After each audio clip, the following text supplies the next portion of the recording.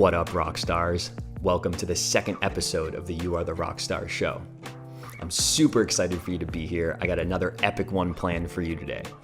This one is featuring my friend Cole Rolland, who is an unbelievable musician, someone who's built a massive YouTube following and continues to step up and meet obstacles as opportunities in his life, whether they are through self-comparison or through self-doubt. He shares tools and techniques that he's used to overcome these things. He's also going to be dropping some serious knowledge about the recording process and how he creates on such a high level. And then towards the end, he shares some really epic wisdom about how you can create your own luck in your life. So tune in and enjoy. Your YouTube is fire. Okay. Thank you. It's legitimately fire. I love it. It's so dope, especially what you're doing right now with the classics. And I'm talking like classical classics. Like we're talking like Beethoven. Yeah. So I can't decide which one's my favorite yet between Beethoven and Mozart. I'm just throwing it out there. And maybe you've done it and I didn't notice, but coming from a bass perspective, if you happen to do something like from Bach. Yeah, man, I would love to. I really got to delve more into that. I've been running off of what people have been requesting for those and what they really want to see. Cause dude, the classical covers, they're so rewarding. They're so hard. They're so difficult.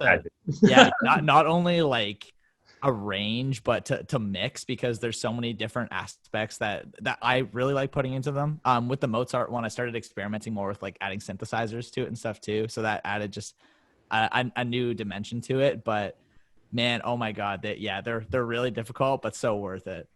I can tell because they're so captivating to watch too. And yeah, the production value is amazing and the music's just on a different, strategy. Thanks, brother. So yeah, for sure. Respect. Excited to see what other ones you create. Just throwing it out there though, any of the cello suites by Bach would take, you'd have to choose a section, but those are just like a whole different breed. So I don't know. Man, definitely. I would love to do that. It'd be sick. So you're hearing it here. Maybe it'll happen. So dude, I'm, wanting to chat with you a little bit about mindfulness and how we can use mindfulness in this uncertain time period. And I'm wondering specifically through your journey of starting YouTube, like over 10 years ago, I saw you did your first cover was of Dragon Force back in the day? Yeah, man, I have a funny story about how that kind of just I think I timed it perfectly and it came out right when Guitar Hero was at its peak. So it accidentally blew up and that just started the ball rolling. That's how it happens sometimes. Yeah, so lucky. I love it. So on that journey, so when you started and then that blew up, and on that journey of, creating a YouTube channel and becoming a musician, I saw that you started playing guitar when you were 10 years old. Yeah. On that whole progression, were there ever times that you really were unsure or kind of, doubted yourself? All the time. And I know I've come to learn, I guess, over the past few years, how important it is to believe in yourself and be confident in yourself. And to not be to fearlessly create, because I think we all have been to a point or know people that still do this, that talk about ideas but never actually make them come to fruition, and you can't be afraid to do that. It's super important to put what you've made out and creatively express yourself. And I got really, really in my head about it for so long, especially with some of the new skills I've been learning. I just learned how to properly cut vocals this year, and I was so in my head about it for the longest time. I'm like, man, I couldn't do it, can't do it. I keep telling myself that I can't do this, so I kept hiring people out to do it, and then I was like, man, just step up and do it. So I finally did. And I'm extremely glad I did, because it's helped my overall vision of songs really come together. So I guess a specific example to answer your question would be, I always think of summer of 2017. So I used to work as a chemical process engineer. That was my job before I left and started doing music. And I left last fall to take on music full time. It's funny because it was shortly after a conversation I'd had with you guys at your show. And I was talking to Trevor for a while about it. And he's just like, man, you just do it. You can do it. So Yeah, that summer 2017, I like legitimately almost pulled the plug on everything just because I had lost the drive for it.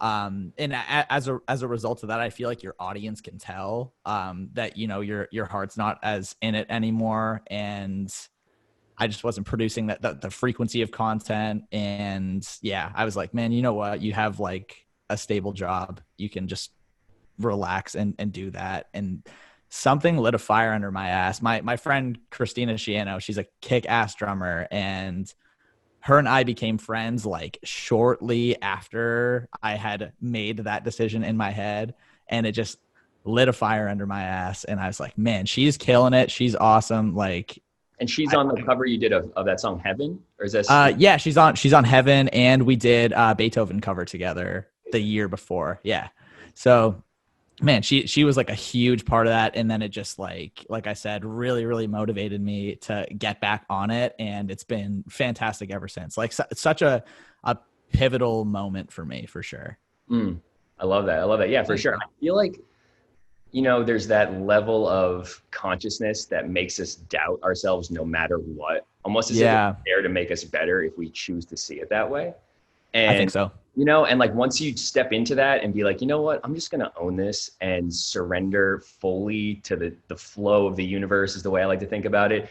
There's a reason I'm guided here, and I'm just going to surrender to it. And then all of a sudden we learn these skills, these techniques, we learn information about things we, in the past hadn't put or invested our time into. And it's cool because we up level in all areas when we do that, which is super, super dope. So it sounds like, because you're saying this is within the last like year.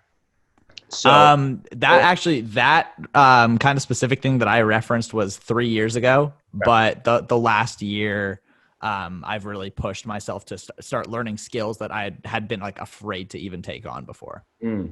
I remember you saying that. So when we were hanging out on our last tour and we were chilling, that was outside Detroit, right? Yeah. We were chilling. Yeah. So I remember, I forget who asked you, it might've been Matt or Trevor, being like, how long does it take you to learn some of these things and to get beyond that mental limit of like, can I actually do this? And obviously it's different because you're learning a technical skill, but I think that can be translated into life. If anyone's wondering, can I actually either leave my job or do something I'm passionate about? Can I actually do that? If you were to use it like a guitar analogy, be like, hey, I'm going to hone in on learning this skill or this song or this riff. And how do you think that could relate to somebody who wants to like pursue something they're passionate about, but are kind of on the edge? Man, that's such an A+ question. It's so good. And almost like tough to answer. I think with guitar specifically for me, I feel like that's something that I've proven to myself time and time again that I can do it. No matter what it is, I will be able to pull it off. It's just a matter of time. One that has been a bigger challenge for me is I recently started singing lessons like a month and a half ago, and like, oh my God, it's so hard. Like it's tough, but I told myself I'm going to do it. And it's kind of like a next logical step for me to progress beyond being a guitarist producer. Like I want to add that aspect, and I want to level up in that way. So a good piece of advice my friend Anthony gave me recently, because he's a phenomenal singer, and him and I were talking about it, and he's like, man, honestly, if you think about when you started playing guitar, he's like, if you want to be good at anything, you have to suck at it first. It's almost like a prerequisite. And we all have those friends that are just like, it seems like they're instantly good at everything. Not everyone is blessed in that way. I'll use the singing example, but recording myself singing a lot more and getting familiar with how my voice sounds to other people, because you sound different in your own head than they probably do to others. And like, Woody, I've been doing a lot of cringing. I've been doing it's been a lot of that, but seeing a lot of improvement. And that was the biggest improvement I saw with my guitar playing over the years, is I've constantly forced myself to make YouTube videos, see myself on camera, hear myself recorded, and be able to pick those things apart. So then, when I am in like a live show setting or I go to shoot a music video, I'm very self-aware of how I look and sound. Yeah, for sure. Because you've self-reflected. It totally makes sense. A lot of reflection. You're creating self-reflection as a practice daily, which then allows you to look and see, hey, this doesn't work. Hey, I don't like this. Hey, I can shift this here. I can be better here. Whereas a lot of people, I think, aren't willing to see their growth areas because it's friggin' uncomfortable. And Yeah, it really is. it really is. And so that's kind of also why I'm a huge fan of meditation. And like what you're talking about in a nutshell, for me, relates immediately to meditation, because when we meditate, a lot of uncomfortable shit comes up. And it kind of helps us to learn about being uncomfortable and being more comfortable with being uncomfortable about the aspects of our life and who we are, so we can grow and become better and look at ourselves. And for me personally, it was more listening to myself just plain speaking. Because when I started recording myself speaking, whether that was for YouTube videos, with my own channel, with like meditations or things, I started noticing the little nuances, whether I say like a lot or Oh, you know? yes. So then you start being really hypercritical, and so that can be a double-edged sword in itself. But it's really important, I think, to self-reflect and ask ourselves what we can learn from every situation, while still being in our fullness, understanding we're enough in the present moment, and knowing that what we're presented with is helpful for us to grow, as long as we choose to see it that way, you know? Exactly. I agree with that so much. And that goes, I think, hand in hand with what I mentioned earlier about like fearlessly creating and like not being afraid to share what you made with other people, because, you know, you could write an incredible song, but be too afraid to share it with other people and sit on it forever and it never sees the light of day. Right. So, Right, for sure. So, so when Matt's producing with us, he had this realization a couple of years ago where he was saying, you know, I could sit there and I could mix and master this song for the next month. yeah. And is it really going to be that much better? Because he gets in his own head, is what he was reflecting, and just saying, you know, am I going to make all these tweaks, or am I eventually going to tweak it so much that I don't like it? Or is something going to be confusing? So what he'll do is he'll usually take a day or two. I think it's usually tops like 3 or 4, and just kind of do his best. And the way that I looked at it was that it was a reflection of where you were then. So you might look back on it, and I think this can be relational to music, videos, anything. You're going to look back and look at yourself and say, hey, that's where I was, and that's okay where I was. It might not have been perfect, but it was a representation of me. And I learned a lot since then. Because if we're hypercritical all the time, then we never release anything. And you could have the most amazing thing, but if you're thinking it's not good enough or it's got to be more perfect, then you're just going to end up sitting on so much content and stuff So true. in general, right? Yeah, man, I like couldn't relate more. I know, because we're all one, and especially we're in the same industry. So I totally get it. So when you're recording and you're tracking these things, are there any like mental practices that you tap into? Do you do any like affirmations, breath work? I know you're into fitness too. Is there anything that you bring and like bridge those two worlds together technique wise? With guitar, my most like effective practice for if I'm writing, we'll go with like a lead part specifically. If I'm writing a lead part, it's just going to be, I loop the section and then I'll just record take after take and keep all of them. And then maybe just like comp together my favorite ideas, and then I'll redo it as like a really clean version. That's just to kind of maybe draw some inspiration. I have a Spotify playlist that I make whenever there's a song that I feel like inspired by. I just throw something in there. And then whenever I'm, really shot for inspiration, I just pull up that playlist, and it's never let me down. So yeah. So that's been super helpful. In terms, dude, but the singing has been the one where I get like in my head the most, and I have to like out loud like affirm myself the most often, because I feel the least confident in it. And same thing with what you said, what Matt said. Hey, I could sit here and I could, mix and master, or I could track this part for the next week, and it may or may not get any better, potentially could get worse. I just had that with a song I was tracking lead vocals for, and I think I did my best take on day 1. And by the time I was like 3 days into trying to make this part better, it was so much worse. So yeah, I'm going with like the first one. Yeah. So yeah. It's just sometimes how it is. You just get in there. The first one is sometimes the best one. And I don't know, it's almost as if we go after it with less judgment and less stress, less comparison when we just go at it sometimes the first time. Now, comparison is the death of like so much stuff, so man. So much.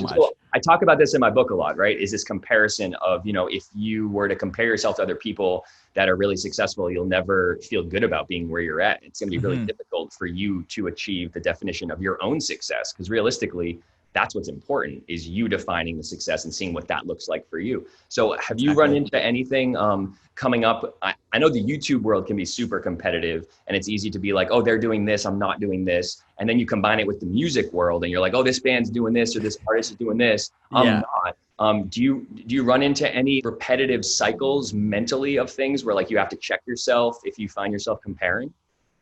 Yeah. So I think naturally, especially with the extreme accessibility of content, and man, social media just expedited this so hard, is anytime you go on, your feed is typically curated to like things in that you want to see, and like things like maybe in your niche or whatever.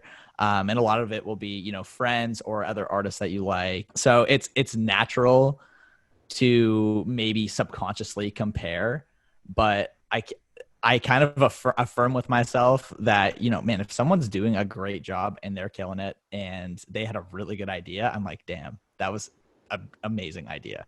So yeah, I like we mentioned, comparison can really be the death of you, and self-reflection can be so powerful. So it's kind of like figuring out which path you want to take between those. Totally. It's like you have a choice. You do. You really do. And it's one you want to embrace. It's such a simple choice to make. I love that. Yeah, it's one of those things where like comparison, it really creates contraction. I feel like, it creates contraction and feelings of lack of self-worth, negativity, all these things that then breed more of it, because then you're getting stuck in this path of self-comparison, whether you're just scrolling through Instagram or whether you're like looking at other artists. It can just breed that. But so how can we, make more conscious decisions to choose expansion rather than contraction? And definitely. Right. And so feeling into that, like right now with the world, we're operating from a time of uncertainty, and we're kind of stuck in this weird, we don't know what the truth is. We don't know who to trust. We don't know what's going on. It's really confusing. And if we were look at it on a micro level of kind of comparing it to this, this contractive comparison side of things, what do you think is one way that we could operate from more expansion, maybe specifically in like a creative realm right now, that would allow people to expand beyond the uncertainty that we're experiencing? I would love to hear your thoughts. Man, okay. So I think I have a good answer for this, and I hope that it adequately answers your question. Something that has always been a pleasant surprise for me, and not only feels really good to do, but to receive as well, is, man, if you see somebody who's just doing so well and like I mentioned earlier, like has a great idea or like makes a really sweet video that has impacted you, tell them. Like, don't be afraid to like reach out and be like, man, I loved this video that you did, or I loved this photo that you took, or something like that. And sometimes if they might already know who you are, and they're surprised and they're like, oh my God, I didn't know that you were like subscribed to me, or I didn't know that. Yeah. That always feels so good to do. And as a byproduct of that, makes you feel great, makes them feel great, and helps like exponentially build your network. So yeah, that's something that I would say don't ever be afraid to do, because it really reflects pretty hardcore on this idea that you want something, give it first. If you want to feel something, if you want to feel held, if you want to feel loved, if you want to feel appreciated, appreciate someone else, love someone else, show that, because we get what we give. And that's just one of the basic laws of the universe. I think it's like up there with cause and effect kind of thing. If you want to receive something, practice giving it. And I think that's amazing advice to anyone who's feeling like they don't know what to do, or don't know what creative outlets to explore, or even how to feel grounded, or how to feel mentally okay. It's like, pull somebody else up, or just be willing to chat. And like, you don't have to do anything crazy. We can literally just reach out, like you said. And that's it's what I like to call, it sounds kind of trippy, hippie, if you will, but it's like, just hold space. Because when you're reaching out to somebody saying, thank you for being you, thank you for creating, you're creating a relationship, which can be, it can kind of be translated into container, that you're developing together and appreciating someone so that you feel the same way. And like you said, it's a networking thing. So then you start connecting and making all these cool relationships that you might not have had in the past. Exactly. It's just a byproduct of it, man. That's a really cool analogy. A lot of your collaborations that you've done, have they come from experiences of you reaching out and expressing your gratitude for other people's creative abilities? Yeah, actually, that's probably the primary cause of those. And it's always so cool when it's someone, like I said, already knows you from maybe having seen something you've made in passing or heard about you through other friends, and maybe they have like a predetermined opinion of what you're like or what you're like to work with, and then you just like shatter expectations, and it's a great experience. Yeah. So, yeah. Yeah, that makes it like even more rewarding. Right. I mean, to be fair, we're all co-creating in this existence of life, whether we're having a conversation with one person, whether we're live streaming on Instagram, whether we're putting out a YouTube video, collaborating with homies, legitimately, we're all creating this experience together. So it makes it really important to honor other people, show up, invite people into our world, let down the barriers, and just, connect and just be. I agree. It feels damn good. Let's be fair. It feels damn good. It really does, man. I love that so much. Same, bro. No, I appreciate it. Thank you for being willing to take the time. And, I just think you have such a valuable perspective to share with a lot of people, because you not only have the platform, but you've worked really hard to create it. And I think so many people can resonate with that, because we're all grinding, we're all going after something in some form or another. And the magic exists within that action. And I really loved, I was listening to one of your videos, and I loved one of the quotes that you talked about, where you said that, you don't believe in luck, because personally, I don't really either. You believe in, essentially, it's the preparation meeting the opportunity.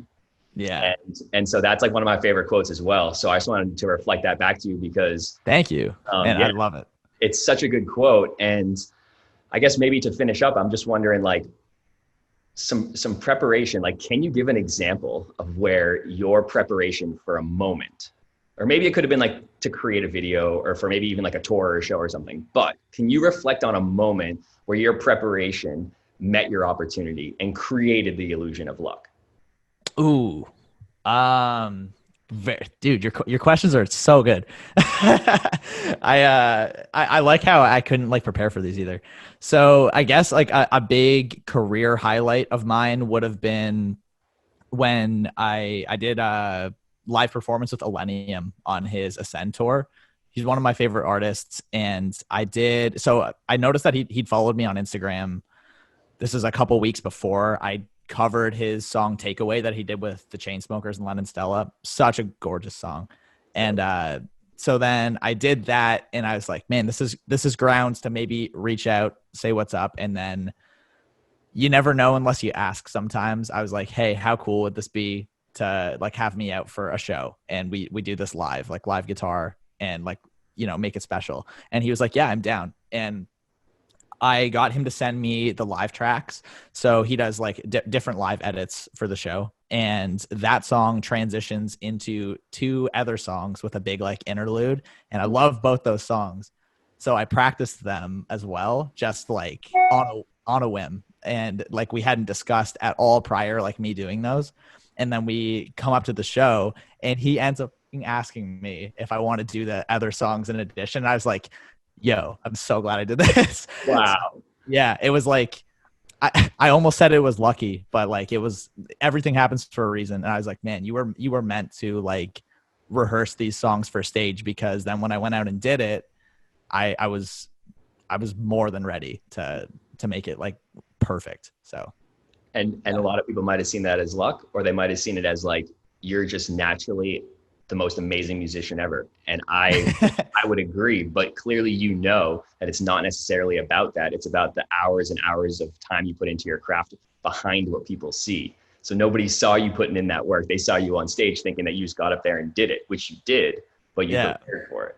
And exactly. So deep, bro. That's an amazing example. I love it. Dude, thank you. Yeah, it was a really good question, actually. I've never had like the opportunity to explain that one. So that was cool. I love it. I love it. And, Yeah. and I mean, keeping you on your toes. So I didn't send you any questions. This way it's like, Man, honestly, our job would be so boring if we didn't always have to be on our toes. And that's my favorite part about it. it's real. It's in the moment. And that's the only thing we got. That's why I love breathwork so much. And meditation is like, it reminds me to be present. Sometimes, you know, I forget and I start thinking about the past, getting depressed, or thinking about things in the future, getting anxious, and come back to the breath, come back to the moment, whether that's like creating music, whether that's, you know, going for a run, going for a walk, bring it back to the present moment. Because realistically, that's all we got. And that's a really, really fantastic place to create from, you know? That's so powerful, man. Dude, actually, I have a question for you before we end this. Yeah, in terms of, like I mentioned, you know, in our job, like you can be pretty on your toes a lot, like not knowing if something for a big music video shoot is going to work out, or like things on tour are going to run smooth or whatever.